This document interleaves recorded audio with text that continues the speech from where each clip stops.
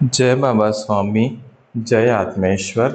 हर कदम पर कृपा पुस्तक पठन का आज 19वां दिवस है और हम हैं पृष्ठ क्रमांक 181 पर। श्री गिरीश बोरकर जी आगे लिखते हैं, समर्पण मैराथन के लिए अल्ट्रा मैराथन धावक के साथ बैठक सितंबर 27। श्री लिहास त्रिवेदी, जो कि राष्ट्रीय स्तर पर प्रशंसित अल्ट्रा मैराथन धावक है, उनसे मिलने के लिए हम तीनों, मालव, रुचिता जी और मैं, अहमदाबाद के लिए ट्रेन से रवाना हुए। हमारी मुलाकात सफल रही। हमने अपनी मैराथन आयोजित करने की संभावना और इसकी कार्य प्रणाली पर विस्तार से उनके साथ चर्चा की। वहां हम चानी और उनके पति हिमांशु से भी मिले, जो इस प्रोजेक्ट के साथ जुड़े हुए थे। हिमांशु द्वारा आयोजित एक शानदार लंच के बाद जब हम जाने के लिए तैयार थे, तो उन्होंने बड़ी शालीनता के साथ हमें मिष्ठान भी ग्रहण करने का अनुरोध किया। मैं जानता था कि हमें स्टेशन पहुंचने में देरी हो सकती है, फिर भी मैं हिमांशु को निराश नहीं करना चाहता था। ट्रेन को अहमदाबाद जंक्शन से दोपहर 2:40 बजे रवाना होना था और हम लोग दोपहर 1:45 बजे तक भी रेस्टोरेंट में ही थे। रुचिता घबरा रही थी, लेकिन मैं शांत ही रहा। चिंता मत करो स्वामी जी, हमारी ट्रेन छूटने नहीं देंगे, मैंने उनसे कहा। भीषण ट्रैफिक जाम लगा हुआ था। दोपहर के 2:30 बज चुके थे और जीपीएस के अनुसार हम अभी भी अपने गंतव्य से 15 मिनट की दूरी पर थे। रुचिता कहती रही कि हमारी ट्रेन छूट जाएगी और मैं उससे कहता रहा कि ऐसा कतई नहीं होगा। ऐसा 3-4 बार हुआ और मैंने उसे सकारात्मक रहने के लिए कहा, क्योंकि हम स्वामी जी के काम के लिए आए थे और कोई किसी भी वजह से हमारी ट्रेन छूट ही नहीं सकती। हमारे कुशल चालक ने यातायात को पीछे छोड़ने और ट्रेन छूटने से केवल 3 मिनट पहले हमें स्टेशन पर छोड़ने के लिए अपनी क्षमता अनुसार हर संभव प्रयास किया। हम कार से बाहर निकले और रुचिता और मैं ऐसे भागे जैसे हम वास्तव में ही मैराथन में भाग ले रहे हो। 2 मिनट के भीतर ही हमने अपने डिब्बे का पता लगा लिया और ट्रेन पर चढ़ गए। उसी समय ट्रेन का इंजन चलना शुरू हो गया। मैं रुचिता की ओर मुड़कर मुस्कुराया, जैसे उसे बता रहा था, स्वामी जी में पूर्ण विश्वास हमेशा फलीभूत होता है। जबकि वह अभी भी घबराहट की स्थिति में थी, वह भी मेरी सहमति में मुस्कुराई। इंटरनेशनल रिट्रीट, यह तीसरा वर्ष था जब मुझे अंतर्राष्ट्रीय रिट्रीट में सत्र लेने के लिए आमंत्रित किया जा रहा था। पहले के सत्र स्वामी जी के स्वलिखित ग्रंथों हिमालय के समर्पण योग से चुने गए विषयों पर थे। मुझे हमेशा लगता था कि स्वामी जी को स्वयं ऐसे सत्र लेने चाहिए। साधकों, मेरे जैसे को साथी साधकों के साथ इस तरह के सत्र लेना उचित नहीं लगता, क्योंकि उनकी आध्यात्मिक स्थिति मुझसे बेहतर हो सकती है, किसे मालूम। इस बात को ध्यान में रखते हुए मैंने आयोजकों से कहा कि मैं एक व्यवहारिक सत्र 5 तत्वों के साथ ध्यान लेना पसंद करूंगा। सौभाग्य से स्वामी जी ने मुझे इसके लिए अपनी स्वीकृति आशीर्वाद स्वरूप दे दी। रिट्रीट 19 से 26 दिसंबर तक था। महाआयोजन के अंतिम दिन तक एक संगीत समारोह का आयोजन किया गया था, जिसमें सभी अंतर्राष्ट्रीय निवासी साधकों को अपने अपने देशों के लिए रवाना होने से पहले अपनी प्रस्तुति देने के लिए कहा गया। मैं थोड़ा पीछे जाकर बताना चाहूँगा कि मैंने पंच तत्व ध्यान का अभ्यास कैसे शुरू किया। सितंबर के अंत तक जब बारिशें काफ़ी कम हो गई थी, मैंने मैराथन के लिए अपना अभ्यास शुरू कर दिया था। प्रतिदिन दौड़ लगाने के बाद मैं मेरे अपनी सोसाइटी के परिसर में आकर उगते सूरज के सामने पद्मासन में बैठ जाता था। मेरी सोसाइटी के पीछे यह एक एकांत स्थान था, जहाँ पर एक नारियल और एक आम के पेड़ की टहनियाँ आपस में गुत्थी हुई थी। यह एक बेहद सुंदर और साधना के लिए आदर्श स्थान था। एक दिन अचानक मुझे एहसास हुआ, पिछले कुछ दिनों से जब मैं इस स्थान पर बैठकर ध्यान करता था, तो मैं 5 तत्वों के साथ लयबद्ध हो जाता था। शायद मुझे अपने शरीर में उपस्थित नकारात्मक ऊर्जा से छुटकारा पाने के लिए 5 तत्वों की प्रार्थना करके ध्यान करना चाहिए। उस विचार पर मेरी आंखें अपने आप बंद हो गई और प्रार्थना के लिए शब्द अनायास ही मेरे मुंह से निकलने शुरू हो गए। शायद स्वामी जी ही मेरे भीतर से शब्दों को प्रस्फुटित होने के लिए प्रेरित कर रहे थे, क्योंकि मैं जानबूझकर ऐसा कुछ भी नहीं कर रहा था। पंचतत्व ध्यान की प्रार्थना के लिए जो शब्द मेरे मस्तिष्क में आए, वे इस प्रकार थे। मैं एक पवित्र आत्मा हूँ, मैं एक शुद्ध आत्मा हूँ। यह प्रार्थना सर्वप्रथम अग्नि तत्व के देवता सूर्य को, फिर आकाश के देवता, फिर वरुण देवता को, फिर जल तत्व का प्रतिनिधित्व करने वाली गंगा माँ को और भूमि तत्व की प्रतिनिधि धरती माँ को अर्पित की गई। यह सभी तत्वों के लिए एक सामान्य प्रार्थना थी। जैसा कि मैंने प्रत्येक तत्व के लिए प्रार्थना की और फिर उसी तत्व पर ध्यान लगाया, मैं यह महसूस कर रहा था कि प्रत्येक तत्व मेरे शरीर, मन और आत्मा को शुद्ध करता जा रहा है। यह प्रार्थना इस पुस्तक के अंतिम अध्याय में दी गई है, जिसका शीर्षक है चीजें जो मेरे लिए लाभदायक बनी। जैसा कि मैंने इन पंक्तियों पर ध्यान दिया, मैंने महसूस किया कि ब्रह्मांडीय ऊर्जा मेरे सहस्त्रार चक्र के माध्यम से मेरे शरीर में प्रवेश करके मेरे शरीर के प्रत्येक परमाणु को सक्रिय करती जा रही है। मेरे सहस्त्रार चक्र से नीचे की ओर जाते हुए यह ऊर्जा मेरे चेहरे, गर्दन, कंधों, छाती, पीठ, पेट, कमर, जांघों, बछड़ों, टखनों और पैरों को सक्रिय करती जा रही है। धीरे धीरे और लगातार मैं स्वस्थ, मजबूत और फिट महसूस करने लगा। कृपया ध्यान दें, यदि आप अपने शरीर के किसी भी हिस्से में दर्द महसूस करते हैं, तो अपने शरीर के उस हिस्से पर ध्यान ले जाएं और इन प्रार्थनाओं के साथ ध्यान करें। मानसिक रूप से इस विचार की पुष्टि करें कि आपके शरीर का वह हिस्सा सार्वभौमिक चैतन्य की दिव्य ऊर्जा से ठीक हो गया है।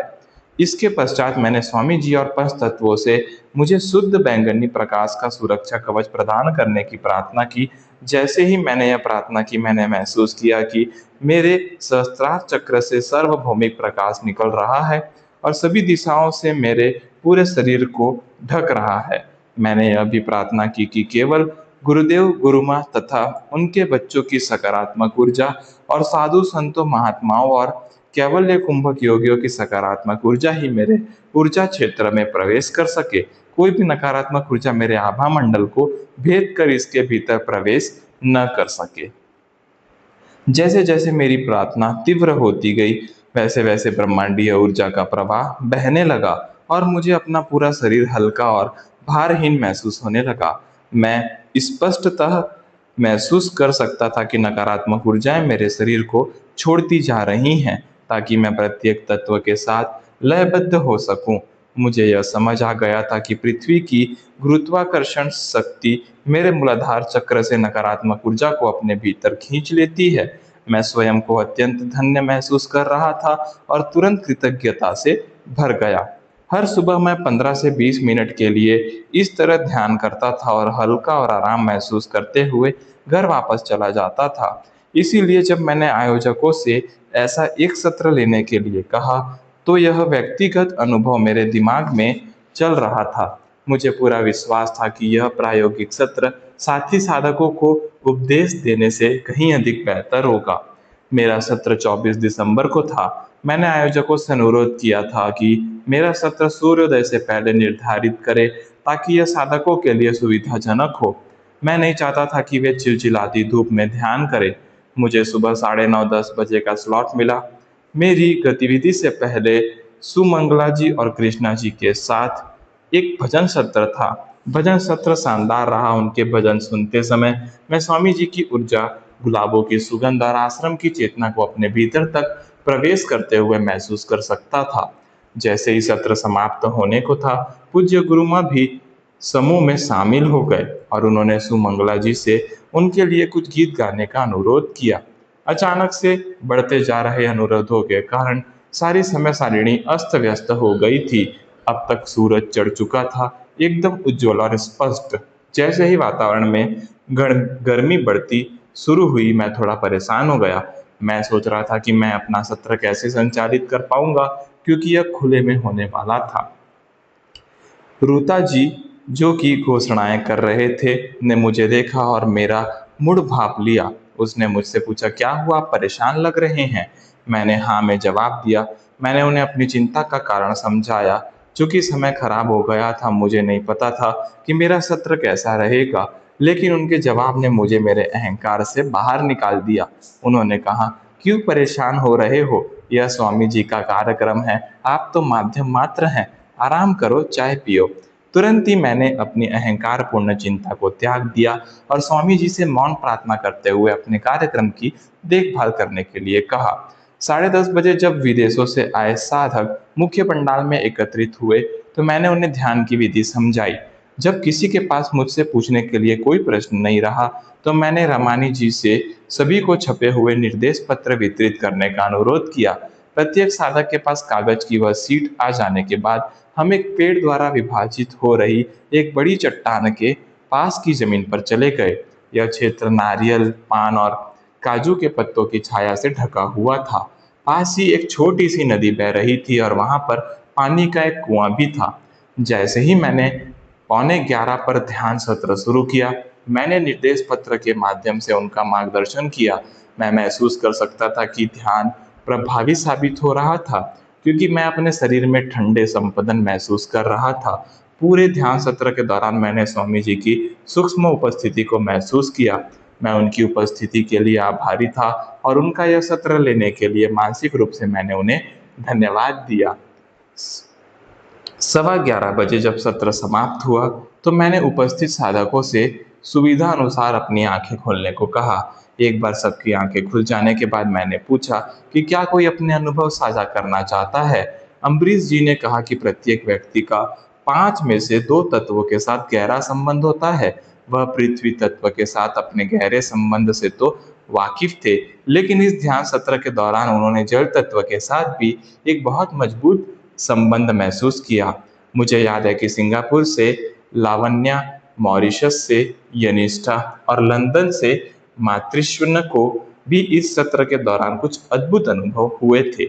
बाद में लावण्या ने उस समूह के कुछ अन्य सदस्यों को अपना अनुभव बताया। उनका अनुभव उन्हीं के शब्दों में नीचे प्रस्तुत है। एक IR में मैंने दूसरी बार भाग लिया था। यह मेरे लिए नई कारणों से विशेष था। सबसे पहले मैं बताना चाहूँगी कि इसमें अलग-अलग तरह के लोगों का एक दिलचस्प समूह था। विविध कार्यक्रमों ने मेरे सुंदर अनुभव में और भी इजाफा किया। जब मैंने सुना कि हम गिरीश बोरकर जी के साथ पंचतत्व ध्यान नामक एक सत्र में भाग लेने वाले हैं, तो मैं अत्यंत उत्साहित हुई। मुझे हमेशा से नए अनुभव से प्राप्त होने वाली ताजगी बहुत पसंद रही है। 1 साल से मैं प्रकृति और उसके पंचतत्वों के साथ काफ़ी समय बिता रही थी, लेकिन अब इस सत्र के पश्चात मैं इनके काफ़ी करीब महसूस कर रही थी। मुझे लगता है कि गिरीश जी द्वारा चुने गए स्थान के अलावा उस ध्यान को करने के लिए कोई बेहतर स्थान हो ही नहीं सकता था। हम सब ऐसे स्थान पर एकत्रित हुए थे जहाँ बहुत से छोटे-छोटे बागान और बड़े-बड़े पेड़ थे। जब गिरीश जी ने हमें एक आरामदायक जगह पर बैठने के लिए कहा, तो मैंने सहज भाव से एक जगह चुन ली थी। जब मैं बैठ गई, अपनी आंखें बंद कर ली और उनकी कोमल और शांत आवाज़ सुनने लगी, तो धीरे-धीरे मैं अपने शरीर के बारे में जागरूकता खो बैठी और मैं केवल उनकी आवाज़ सुन पा रही थी। शुरुआत में जब वह हमारे शरीर के कुछ विशिष्ट बिंदुओं के बारे में बता रहे थे और उस स्थान से विषाक्त पदार्थों को दूर करने के लिए कुछ तत्व निर्देशित कर रहे थे, मैं एक सक्रिय श्रोता थी। वह हमें जो भी करने के लिए निर्देश दे रहे थे, मैं अपने मन में उन प्रतिज्ञानों को दोहराती रही। बाद में मैं उस प्रक्रिया में पूर्णतः डूब गई, मानो गिरीश जी और मेरी आवाज़ एक हो गई हो। अब मुझे किसी सक्रिय प्रोत्साहन की कोई आवश्यकता नहीं थी। गिरीश जी जिस भी तत्व का जिक्र कर रहे थे, वह मेरे शरीर में एक अनोखी अनुभूति पैदा कर रहा था। जैसे जब वह पानी के बारे में बता रहे थे, तो मैं सचमुच अपने शरीर में ठंडक महसूस कर सकती थी। मुझे ऐसा महसूस हो रहा था जैसे यह मेरे शरीर से सभी विषाक्त पदार्थों को बाहर निकाल रहा है। इसी तरह जब वो आकाश और हवा के बारे में बता रहे थे, तो मैं अपने चारों ओर हवा के झोंकों की अनुभूति महसूस कर रही थी। इसने मेरे भीतर विशालता और शून्यता की भावना को व्याप्त कर दिया। कुछ ऐसा हो रहा था जो वर्णनातीत था और जिसे मैंने पहले कभी अनुवाद नहीं किया था। कुछ समय के पश्चात प्रत्येक तत्व एक निश्चित सहजता के साथ लयबद्ध होकर प्रवाहित होना शुरू हो गया था। इसका अनुभव लेने के लिए हमें कोई विशेष प्रयास नहीं करना पड़ा। प्रत्येक तत्व ने स्वयं को व्यक्त किया। यह एक मंत्रमुग्ध कर देने वाला अनुभव था। हम भारत के सबसे सुंदर, महत्वपूर्ण और ऊर्जावान स्थान पर मौजूद थे। हमारे चारों ओर इन सब से बढ़कर वहाँ शुद्ध सामूहिक चेतना थी। जब गिरीश जी ने हमें अपनी आंखें खोलने के लिए कहा, जिस समय भी हम खोलना चाहे, मुझे खुद को याद दिलाने में थोड़ा समय लगा कि मेरे पास एक शरीर भी है जो कि सिर्फ मुड़ने के लिए है, न कि वापस जाने के लिए। यह शरीर से परे का अनुभव नहीं था। हाँ, इतना ज़रूर है कि उस प्रक्रिया के दौरान मैं काफ़ी हल्का महसूस कर रही थी। जब उन्होंने हमें आँखें खोलने को कहा, तो मुझे वापस अपने सघन रूप में आना पड़ा। फिर भी जिस समय मेरी आँखें खुली, तो मुझे बहुत हल्कापन महसूस हुआ। मैं बहुत सी चीज़ों, अनुभवों तथा बोझ से अपने आप को मुक्त महसूस कर रही थी। इस अनुभव ने मुझे बहुत गहराई से छुआ और रूपांतरित किया। मुझे याद है कि मैंने अपने समूह के कुछ सदस्यों के साथ अपना अनुभव साझा किया था। इस अनुभव का मेरे ऊपर अनुमान से कहीं अधिक सकारात्मक प्रभाव पड़ा। कुछ महीने बाद मैं अनुष्ठान के दौरान गोवा आश्रम में थी। मुझे नहीं पता था कि इसकी शुरुआत किसने की, लेकिन मुझे लगता है कि रामानी जी ने ही इस ध्यान के विषय पर बातचीत की शुरुआत की थी। जैसा कि इस मिनी अनुष्ठान के दौरान एक कार्यक्रम की योजना थी, उन्होंने सुझाव दिया कि हमें इस प्रक्रिया को उन सभी अंतर्राष्ट्रीय योगों लोगों के साथ करना चाहिए जो वहाँ पर आने वाले थे। बाद में उस शाम सभी साधकों के लिए क्रिसमस पार्टी थी। लाल पोशाक पहने स्वामी जी जब सभी को क्रिसमस की मिठाई बांट रहे थे, तो वह सांता क्लॉस की तरह लग रहे थे। साधकों ने क्रिसमस के गीत गाए और नाटक प्रस्तुत किए। जश्न का माहौल था। अगले दिन भी पिकनिक के रूप में उत्सव की मौज मस्ती जारी रही। सभी लोग वहां के दर्शनीय स्थलों को देखने चले गए। बाद में स्वामी जी के साथ समुद्र तट पर ध्यान करने के साथ दिन समाप्त हुआ। उन्होंने हमें अपनी आंखें बंद करने और समुद्र की ध्वनि के साथ ध्यान करने के लिए कहा। ध्यान के बाद हम घर वापस जाने के लिए तैयार होने के आश्रम के लिए निकल पड़े।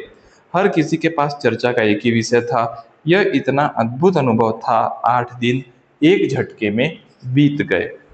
अगले दिन हमने चेकआउट किया और एक संगीत समारोह में भाग लेने के लिए एक सभागृह में गए। प्रदर्शन के लिए आमंत्रित शास्त्रीय गायन के लिए किराना घराने के श्री जयतीर्थ मेवुंडी जी को आमंत्रित किया गया था। उनका प्रदर्शन बिल्कुल दिव्य और सम्मोहक था। यह पहली बार था कि मैंने किसी संगीत प्रदर्शन के दौरान ऊर्जा के प्रवाह को महसूस करना शुरू किया था। मेरे पूरे शरीर में लहरों के रूप में ठंडी ऊर्जा प्रवाहित हो रही थी। चंदन की सुगंध अलौकिक अनुभव में और भी इजाफा कर रही थी। इस कार्यक्रम में शामिल होने के बाद से ही मैंने संगीत कार्यक्रमों में भाग लेना और हिंदी फिल्मी गाने सुनते समय भी ऊर्जा के इस प्रवाह को महसूस करना शुरू किया था। मैंने महसूस किया कि ऊर्जा हमेशा गायक द्वारा गाते समय महसूस हो रही भावनाओं और भाव से पैदा होती है। कितने शानदार तरीके से वर्ष की समाप्ति हो रही थी। 5 तत्वों की मदद से उन सभी पुरानी और अवांछित चीजों से छुटकारा पाना जिनकी हमारे जीवन में कोई आवश्यकता नहीं है। नवीन सत्य और परिघटनाओं से सीखना और कुछ नया लेकर आना। मैं नए साल का स्वागत करने के लिए पूरी तरीके से तैयार था, खुले हाथों और एक ऐसे दिमाग के साथ जो नई चीजें सीखने और विविध अनुभवों का आनंद लेने के लिए उत्सुक था। गुरु कार्य से भरा व्यस्त वर्ष। गादी स्थान की यात्रा। राजस्थान समर्पण आश्रम। जनवरी 25 से 27 2018। रामानी जी ने सुझाव दिया कि हम सब जनवरी में परिवार सहित अजमेर जाकर अरड़का आश्रम में गुरु शक्ति धाम के दर्शन करें। यह 3 दिन 2 रातों का ट्रिप था। मेरी पत्नी आरती और बेटी वल्लारी इस यात्रा का हिस्सा बनने के लिए तैयार हो गई। जाने के लिए 25, 26 और 27 जनवरी की तिथियां निर्धारित की गई। जयपुर से अजमेर तक आने जाने और ठहरने की व्यवस्था रामानी जी ने की। मैंने अजमेर में समर्पण भवन के नज़दीक स्थित होटल बा ब्राविया में 2 कमरे बुक किए थे। यही वह स्थान था जहां अरड़का आश्रम के लिए बनाई गई मंगल मूर्ति अस्थायी रूप से स्थापित की गई थी। मैं 25 जनवरी की सुबह जैसे ही हम जयपुर शहर पहुंचे, हम सभी इस यात्रा के दौरान होने वाले रोमांचक कारनामों को लेकर अत्यंत उत्साहित थे। नाश्ते के बाद हम दर्शनीय स्थलों की यात्रा पर निकल पड़े। यह शहर अपने किलों और महलों के लिए प्रसिद्ध था। आमेर पैलेस, नाहरगढ़ किला, जयगढ़ किला, ये सभी जयपुर के आसपास के इलाके में थे। हम शाम को अजमेर पहुंचे और समर्पण भवन गए। जब मैंने मंगल मूर्ति के सानिध्य में ध्यान किया, दिव्य ऊर्जा की बौछार ने मुझे सिर से पैर तक नहलाकर अपना आशीर्वाद दिया। यह अनुभव बहुत ही सुखदायक और शांतिदायक था। अगली सुबह हम सभी 5 बजे जाने के लिए बिल्कुल तैयार थे, लेकिन अफसोस ड्राइवर समय पर नहीं पहुंचा था। हमने गादी स्थान पर ध्यान के लिए सुबह 6 बजे का स्लॉट बुक किया था, जो हमारे लिए इसी समय पर निकलना अत्यंत आवश्यक था। भयभीत होने के बजाय मैंने एक मानसिक प्रार्थना की और मैंने अपने मन में टैक्सी को अपने होटल की ओर मुड़ते हुए देखा। जैसे ही मैंने बाहर कदम रखा, मैंने वास्तव में ही ठीक ऐसा देखा। हमने कैब ड्राइवर से हमें जल्दी पहुंचाने की विनती की और हम 6 बजने से केवल 1 मिनट पहले वहां पहुंच गए। चूंकि सौराष्ट्र आश्रम से लोगों से भरी एक बस इस स्थल पर आई हुई थी, हॉल खचाखच भरा हुआ था। हमें जहां भी जगह मिली हम वहीं बैठ गए। हमारे बैठते ही ध्यान शुरू करने का संकेत देने के लिए घंटी बज गई। स्वामी जी ने गुरु शक्तियों द्वारा निर्देशित एक प्रक्रिया का पालन करते हुए गादी स्थान का निर्माण किया था। उन्होंने पिछले साल 5 नवंबर को एक संदेश भेजकर हमें गादी स्थान की स्थापना की जानकारी दे दी थी। श्री विश्व चक्र अनुष्ठान 28 अक्टूबर से शुरू किया गया और 4 नवंबर को कार्तिक पूर्णिमा के दिन यह समाप्त हुआ। यह स्थान पवित्र और शुद्ध है क्योंकि यह अनुष्ठान के माध्यम से ब्रह्मांडीय चेतना की ऊर्जा से जुड़ा हुआ है।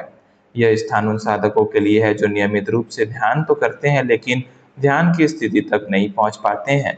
इस स्थान पर बस मौन होकर बैठने की जरूरत है। ब्रह्मांडीय ऊर्जा अपने आप प्रवाहित होने लगेगी। ऐसा इसीलिए है क्योंकि यहाँ गर्भगृह के ठीक मध्य में श्री विश्व चक्र की स्थापना की गई है। मैंने बड़ी मुश्किल से सभी आंखें बंद ही की थी कि ध्यान समाप्ति की घंटी बज उठी। मेरी आंखें भारी हो रही थी। मुझे उन्हें पूरी चौड़ाई में खोलना मुश्किल लगा। जैसा कि मैंने अपने चारों ओर हलचल महसूस की, मुझे आश्चर्य हुआ कि कुछ ही मिनटों में फिर से घंटी क्यों बजी। जब मैंने सेवाधारी प्रतीक से यह पूछा तो उसने जवाब दिया, अंकल, हमने पूरे 45 मिनट के बाद घंटी बजाई थी। वाह! दिन भर हम पुष्कर गए, वहां के मंदिरों के दर्शन किए और अजमेर लौट आए। अगली सुबह रामानी जी और मैं फिर से ध्यान के लिए गादी स्थान पर चले गए। आज वहां ज्यादा लोग नहीं थे, बस एक मुट्ठी भर लोग थे। हम स्वामी जी के सूक्ष्म शरीर के चित्र के सामने बैठ गए और तुरंत ही गहन ध्यान में चले गए। ध्यान के बाद हम वहां से निकल गए क्योंकि रामानी जी की फ्लाइट जल्दी जाने वाली थी।